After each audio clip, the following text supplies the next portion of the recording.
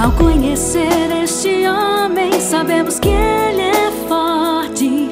Ao ouvir o que ele tem a dizer, sentimos que ele é da gente. Com Daniel Lemos competência, com Daniel Lemos compromisso, com Daniel Lemos seriedade. Acredite, nós podemos fazer.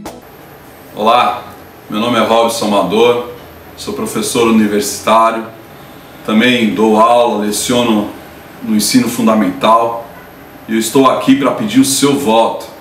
Para o próximo dia 7 de outubro conseguimos eleger o nosso vereador Daniel Lemos.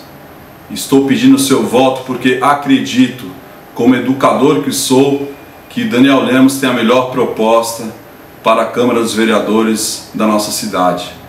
E nós entendemos que a educação é a ferramenta primordial para atender às necessidades que o Daniel Lemos enfrentou nesses últimos anos como conselheiro tutelar.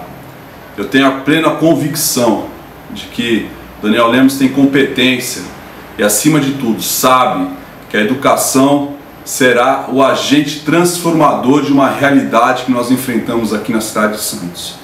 Então eu quero pedir o seu voto para que no próximo dia 7 de outubro você dê uma oportunidade para Daniel Lemos mudar a história da nossa cidade através da Câmara dos Vereadores. Vem comigo!